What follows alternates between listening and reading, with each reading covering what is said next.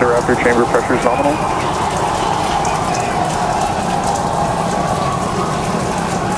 T+33 seconds into the test flight of the inaugural Starship vehicle. Tower cleared, we're into pitch over. Propulsion reports first stage engines nominal. What a sight from the ground cameras at Starbase. We're flying at twice the thrust of the Saturn V heading to space. Acquisition of signal, surface proceed. We're throttled down and throttled back up. Going through the period of maximum aerodynamic pressure.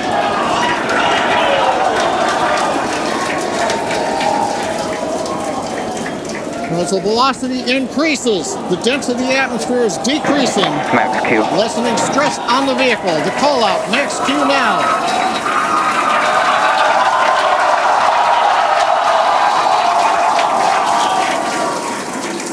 Continuing to watch the first stage as we head downrange.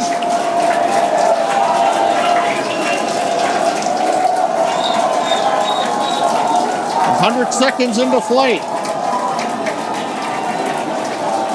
Our next major activity is going to be shutdown of the first stage. The Houston tracking station now acquiring the vehicle.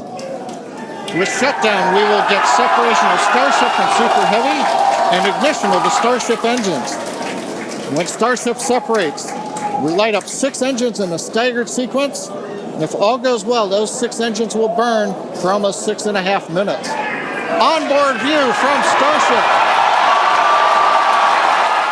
And there's views of the Raptor engines on the second stage as we prepare for stage separation. Now after stage separation, the first stage will flip and begin a boost back maneuver for landing in the Gulf.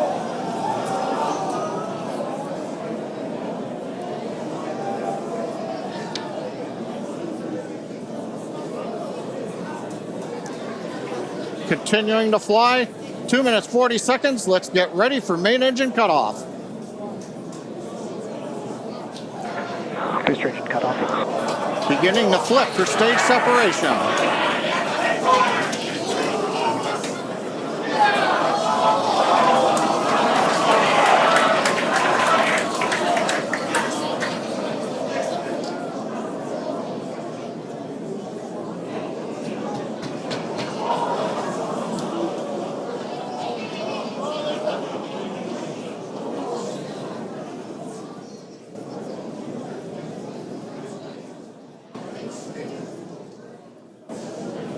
As of right now, we are awaiting stage separation, where Starship should separate from the Super Heavy booster. Yeah, Kate, right now it looks like we saw the start of the flip, but obviously we're seeing from the ground cameras the entire Starship stack continuing to rotate. We should have had separation by now. Obviously, this is does not appear to be a nominal situation. Yeah, it does appear to be spinning, but I do want to remind everyone that everything after clearing the tower was icing on the cake. And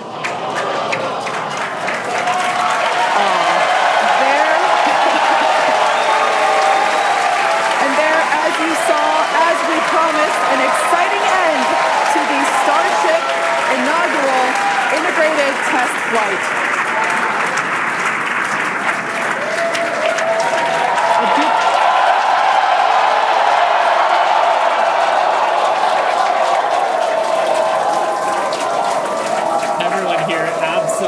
Pumped to clear the pad and make it this far into the test flight, the first integrated flight of the booster and the Starship vehicle.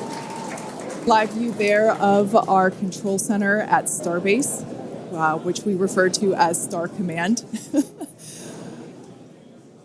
As we said before, obviously we wanted to make it all the way through, but to get this far, honestly, is amazing. Well, if you're just joining us, Starship just experienced what we call a rapid unscheduled disassembly, or a RUD, during ascent.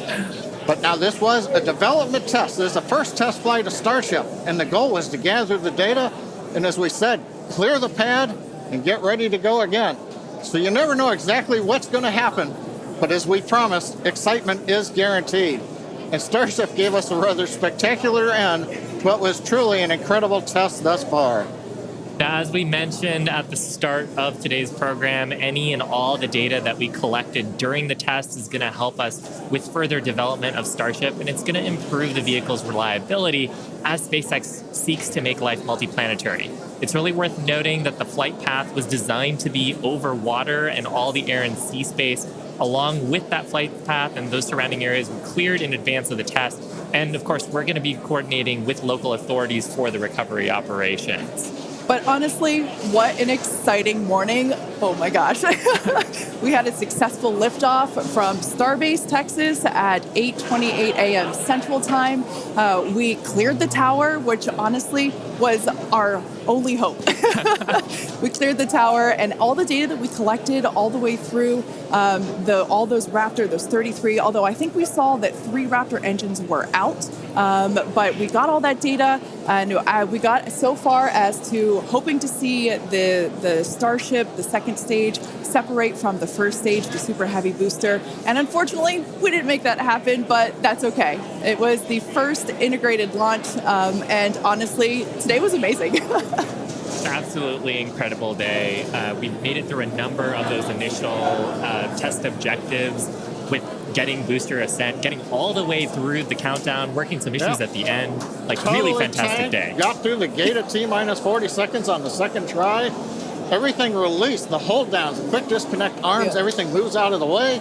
And then we got the vehicle off of the pad, through max Q, all the way up to stage separation, even starting into the prep for stage sep.